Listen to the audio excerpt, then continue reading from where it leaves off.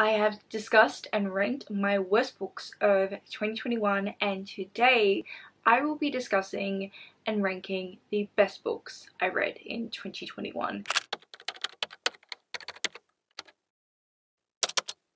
Today's list is exclusively the best fantasy books I read in 2021, and I do plan to do a second list where I talk about other books that were the best reads of 2021 that were not fantasy.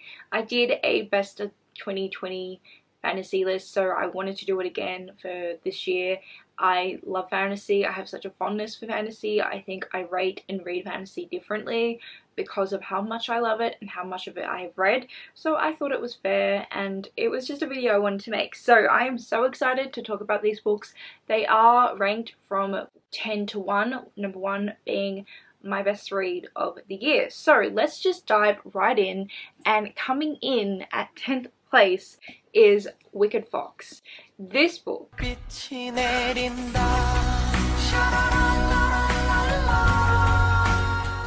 I have so much fondness for this book. It is so reminiscent of K-dramas, from the tropes in this book to the characters to just the storytelling. It felt so nostalgic to me because of how reminiscent it is to K-dramas. I've watched K-dramas for such a long time, so I just love this. This was just my ideal book. In this book we follow Mi-young, who is a teenager, and she is also a gumiho. And gumihos are nine-tailed foxes, which in Korean mythology they are known to be very, very beautiful, very, very alluring, powerful, but in order to live they need to devour a human soul. So in order to continue living, Mi-young does this. Once a month she does eat a human soul, but she is very careful about who she selects to devour because she does really have a conscience, and she always makes sure to select someone who's bad or she sees as bad. So often criminals or someone who's done a lot of harm. Her being a gumiho is something she keeps secret, is something she's instructed to keep secret, because people are fearful of her and people like her, or beings like her. Historically they've been killed, shunned, and so it results in her living a really lonely life where she cannot be a normal teenager who makes friends and connects with others because she has to keep the biggest secret. And at the very beginning of this book she meets a teenage boy who discovers her secret, and she's supposed to kill him. Like, she's kind of always been instructed, if someone finds out what you really are, you should kill them in order to protect yourself. But she doesn't. She really is a sweetheart and she doesn't do it, but she gives him a really, really stern warning that, like, if he ever reveals who she is, what she is, then he's going to pay. Him and his family is going to pay. But she also thinks, I'm never going to see this guy again. I've never seen him before. We're never going to run into each other. But what do you know, when she transfers schools, who is in her class? The same guy. He then sort of follow just the two of them, and it's a really sweet, wholesome story about them connecting and their relationship forming, but also how they both lived a life dealing with a lot of loneliness and a lot of family difficulties, and how they're able to connect because of that. And I just love it because it had such a sunshine and grumpy dynamic going on, but the guy was the sunshine and the girl was the grumpy, and I love it when the girl's the grumpy. It's just, it's the best. It's the best. I also really loved learning a lot about Korean mythology in this. Obviously we learn a lot about gumihos, but there are also some other supernatural beings that we learn about. I love the inclusion of spirits. I love ghosts in books, so it was so fun to see them in here. And it was just such a delightful read, and I need to read the second book. I haven't read the second book. It's shameful. I need to do it. Anyway, this is incredible. It has to be on here. Please read it if you want like a really just fun urban fantasy cheesy romantic time, because that's what this is. Coming in at 9th place is my only novella on this list, and that is none other than The Empress of Salt and Fortune. This book I adored when I read it, but since finishing it, it's grown on me even more, and I think I love it more than I did when I first finished it. I think people who just appreciate writing craft and beautiful, lush, vivid writing that also has a quiet story, this, you have to read it, because it's not a story that is full of plot, that is full of action. It is a very quiet tale about this old woman telling her life story to this cleric named Chi, and this old woman rabbit was a handmaiden to the Empress and also a really close friend to the Empress, and she just retells her time of what it was like living in the palace and what the Empress was like, and you see the treatment of what the Empress and the other women sort of went through and how they supported one another. It is a gorgeous story. There is so many details that are excluded, that are not told to you on the page. Like, I thought it was so interesting because you actually never like saw the Emperor like on page. He was never on page, but there was so much inclusion on how his choices impacted these characters. I just thought that was so powerful because it just left so much to your imagination, but you're also given the sort of information that the author wanted you to have. I just thought it was so clever, so stunning. So much was done in this really short book, which I believe is only like 100 pages or something. I'm not too sure because I did read the ebook, but it is very, very short. I highly recommend it. Coming in 4th place is a book I haven't had the chance to talk about yet. It's going to be in my December wrap up as well as a vlog I am hoping to have out this month, and that is For the Wolf. I freaking loved this. It is a Little Red Riding Hood retelling, very loose Little Red Riding Hood retelling. Honestly, it's only really the names and I guess the first setup that is reminiscent of Red Riding Hood, but everything else, it really is its own story. In this, we follow a twin daughter of a monarchy, and in this monarchy line, the second daughter always has to be sacrificed to the woods. There is this belief that if the daughters are sacrificed, then the gods will return and peace will be known, and it's all very like cult-like, which I loved. So we are following the second daughter, Red, and she has been raised as basically like a martyr. Like, her mother's always kept her very distant, hasn't been very kind.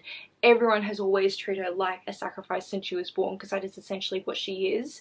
And we are first introduced to Red at the court. We see how she is treated, we see sort of the politics of this world, but then she is sacrificed, and then we follow her once she's been sacrificed to the woods and to the wolf, who lives in the woods, who takes the sacrifices, is that a word? We're going with it, you know what I mean. And it is believed that he kills the sacrifices. Sorry, that's ridiculous. But we don't know, no one knows, and obviously we find out in this book. I love the setup of this book. I realized while reading this I'm a very basic bitch, and I love fantasy books that start off in a court setting and you're introduced to the characters and the setup of the world, but there's a huge mystery behind the magic and the world itself and how it moves and why things are the way they are and the mythology and all that. Then once the character leaves the court and sort of goes on a journey, that's when all that mystery is discovered. That's exactly what this setup was, and I friggin' loved it. I also did really enjoy the dynamic between Red and the wolf. There was a little bit of like a romance in a hostage situation happening, which is actually my favourite romance trope. It's kind of a messed up trope to be obsessed with, but I love it.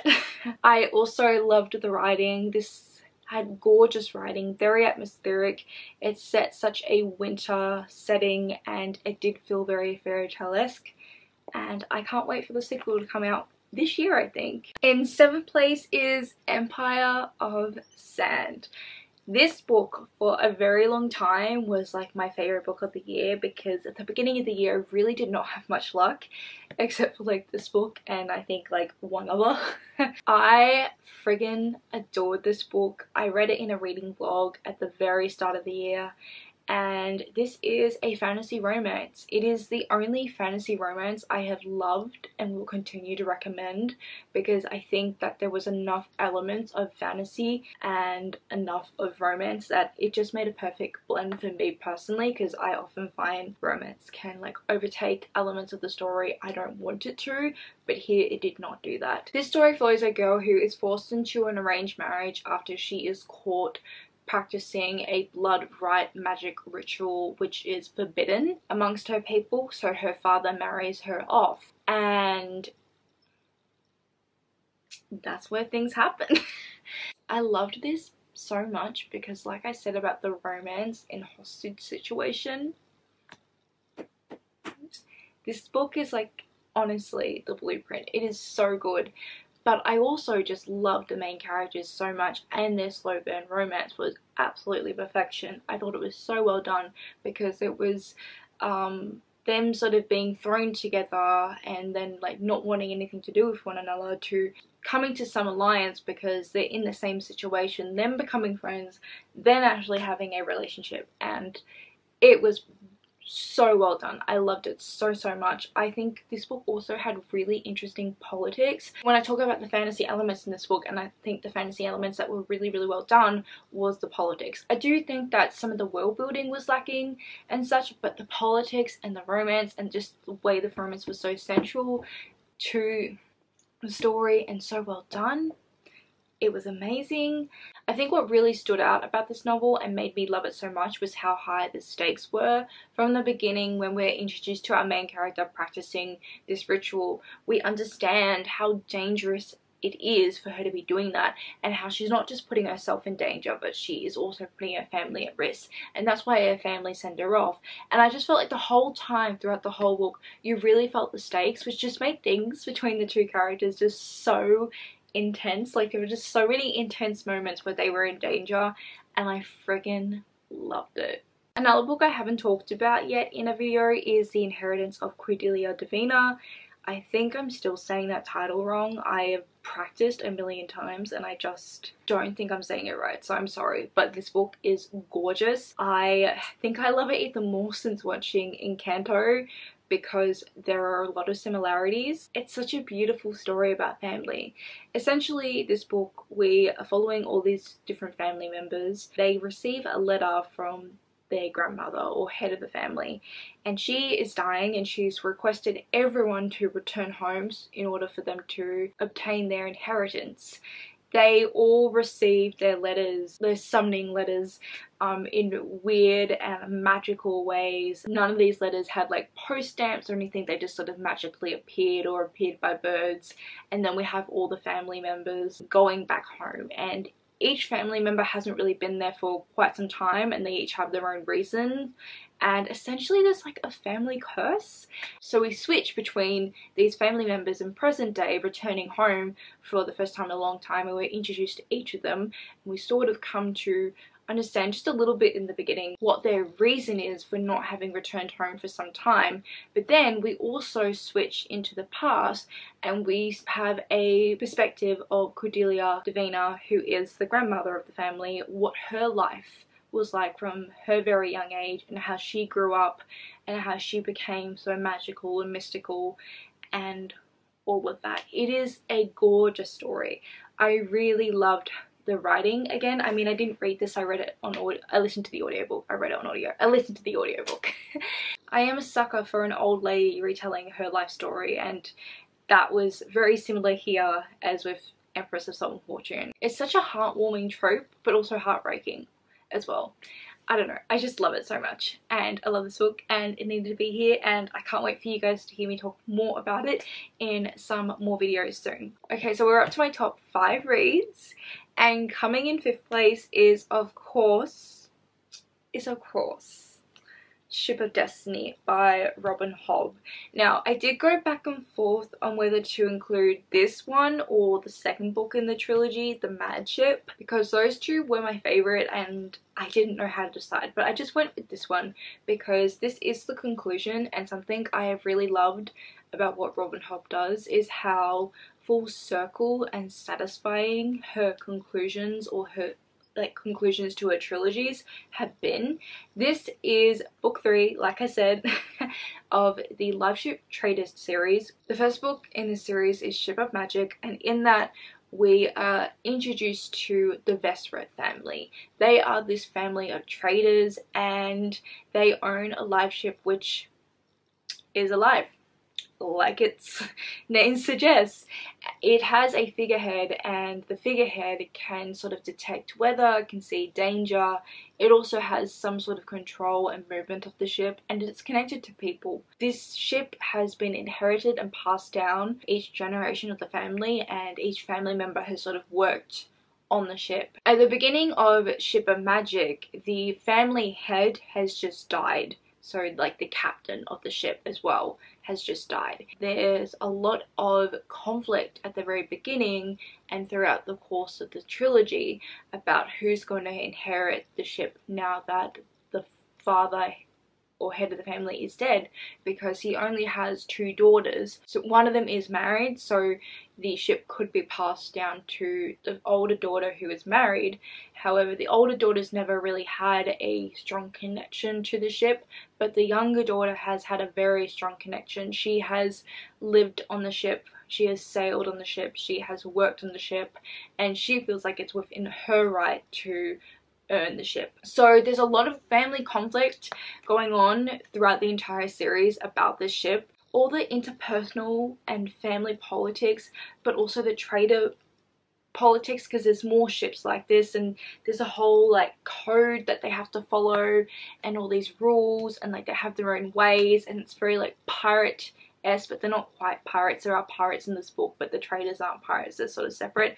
I just loved it, and I thought it was so interesting. Like, this series is not very plot heavy at all. Most of Robin Hobb's books aren't, but the characters and the magic. There's like sea serpents and dragons, and oh my god, how everything connects. Particularly like the magic is just like so cool, so clever, and that's why this book also came onto this list, is because there were so many very cool, very satisfying reveals in this book about the magic and like the mystery of the ships and such. I just adore this series. I adore these characters. I definitely plan to reread these one day, and I loved it. I really do love politics and fantasy, and I think Robin Hobb is a master at them. Let's quickly move on to the book in 4th place on this list, because Madame Robin Hobb did it again. This is Assassin's Quest, the final book in the Farseer trilogy, which is actually like technically just before this one, timeline wise. Again, the same reasons why I love this one are very similar to why I loved this one so much. Her conclusions are fantastic, are so full circle, are so satisfying. I also love the characters. In the first book in this series, we follow Fitz, who is the bastard to the prince in waiting, and his father ends up abdicating his place from the throne and leaving the palace, but Fitz is taken to the palace and he is raised there in secret as an assassin. And his true identity as an assassin, but also his true identity as the son of the prince who was in waiting, is also kept secret. And we just sort of follow Fitz living this like very secretive life, and him working as an assassin from time to time, and him having such an important role in the monarchy that, you know, essentially abandoned him. Him helping them keep their place politically in the world, helping them stabilize and maintain their power. I just freaking love Fitz. Like, Fitz, I think, is my all-time favorite character. Is he? Oh, look, he's up there. He's top 3. He's top 3. Yeah, he's top 3. I think number 1 is the character from number 1 on this list, so you'll find out in a tick. But I just love this book so much, and I love the characters so much, and there are definitely errors, but we're not going to talk about them because I have so much fondness for this book. And I feel like I don't have anything else to say, because I really have like just the same praises and love for both of these books, like the same reasons. Alrighty, so coming in 3rd place is The Beast Player. Oh my goodness, I really do love wholesome fantasy books. I think last year was the year of like dark, depressing fantasy, but this year's just been the year of like really wholesome books. Basically is a young adult children's sort of story. It is translated from Japanese. We are following in this a girl called DJINN, and she is raised by a mother who is a doctor of beasts, but her mother is killed when she's quite young and she finds herself on her own. There's always a lot of questions and mysteries about her mother from a young age. Like, she never fully understands why her mother did certain things, and there was so much of her mother's identity that was kept secret because her mother had left her people at a young age and been forbidden to return because she had left.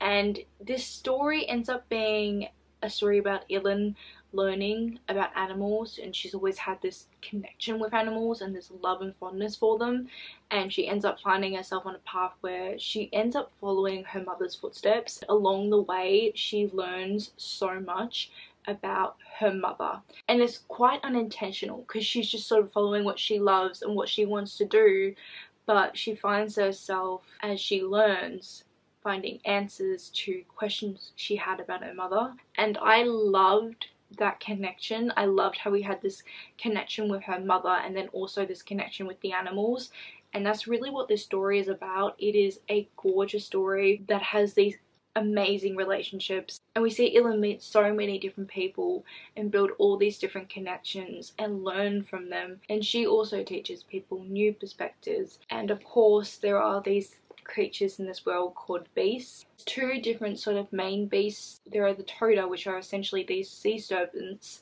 and they are the first lot of beasts that we are introduced to at the beginning of the book.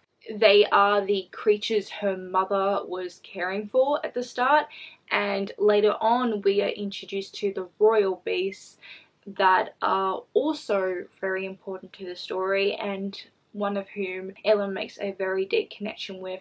But what was really sad but also such an important part of this book and this world is how these creatures, these beasts, are used by humans as weapons. They are used in the army to fight war, and there's a huge look at how humanity uses creatures and also just like their relationship. Oh, I love this. There was so much to this. This book definitely had Studio Ghibli vibes. I highly recommend it if you are a fan of Studio Ghibli. I think a lot of the themes as well are very reminiscent, and I just adored this. I simply adored this book. It was such a delightful read. Also kind of heartbreaking at times, but delightful. Highly recommend. In second place is the only book on this list that is by a male author, and that is A Master of Jinn. This book is just so cool. It is a mix of like urban fantasy, historical setting, and steampunk. It is just everything. It is such a cool and fascinating blend. It is set in 1920s Cairo, and essentially this is an alternate sort of Cairo where in this world the veil between the human world, our world, and the magical one was broken down, and now there are all these magical creatures just casually living among the humans. And in this we follow Fatma, who is a investigator of sorts. She works for a government agency where she's in the department of solving crimes related to magic, and at the very beginning of this book there is a like cult massacre that occurs, and the person who claims to have been the murderer is El Jahiz. Now El Jahiz is the same person responsible for breaking down the veil between the two worlds and having all the magical creatures in the human world. So we follow Fatma trying to solve this case.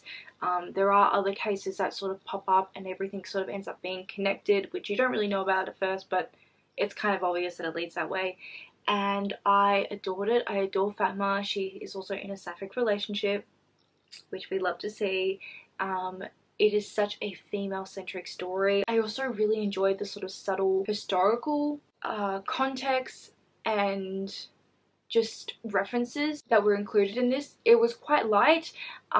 There were often mentions of what was going on all over the world, not just what actually happened in history, but also how the magical beings living in the human world had affected other parts of the world. And then we also had like little discussions on colonialism and what was happening at that time. I just thought it was so well put together and constructed, this book. I adored it, and I cannot wait. I cannot wait to see what the sequel is about. It is now time to talk about my favourite fantasy book of 2021. And it is, of course, The Burning God.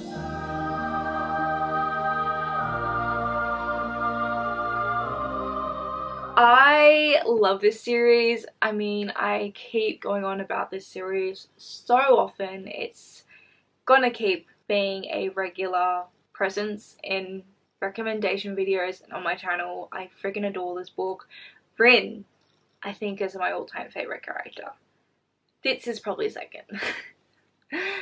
I really enjoyed this conclusion. I thought it was just so brilliant. Something I really loved about this book was the struggles of war that we got to see. Pretty much from the end of the first book, our characters have been in war. Quick synopsis on this series, because I feel like we all know what it's about. We've all heard me talk about it, but we follow Rin, my favorite unhinged heroine, who gets herself into a military academy, and there she learns all about war, and then she is thrust into war.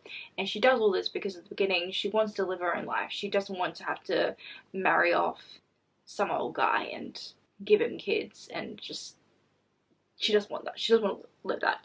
So by this stage in this series, the characters have been at war for quite some time, and something I really loved about this was how it looked at the struggles that not only the leaders and the generals and such were sort of facing, but also the struggles of just the army, and how the strain of war is really starting to wear on them, and the struggle was really there, and how they were losing food and motivation. And I just loved how the glory of war had really been stripped. I think in the first book, war was very glamorized. It was something that Rin and her friends and the people that she knew, they hadn't experienced. They didn't know what it was, but now here they've experienced it all. And I just thought it was such a nice contrast from the first book.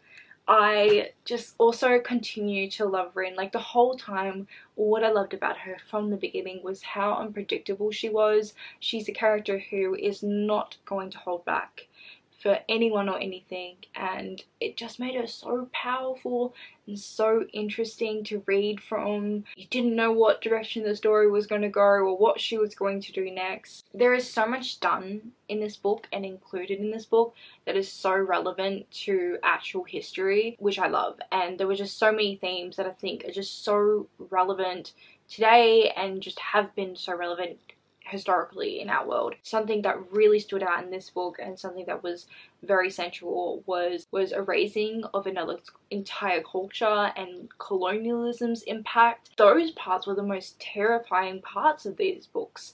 Like I've said a couple of times in this video already, I'm a sucker for full circle moments and reveals. I really love the perspective of the trifecta that we got in this and learning more about them, and I loved how that also just tied into the ending of the series overall. It is so good. I wish I could talk about spoilers, because there's so much more I could say. There is so much more I can gush about, but I'm going to leave it there. This is just such an amazing trilogy. Please pick it up if you haven't already. It's incredible. I want to go back and reread everything, and also just study more of the historical like references or influences, because there's a lot taken from history, and that is what I like just appreciate so much about this series.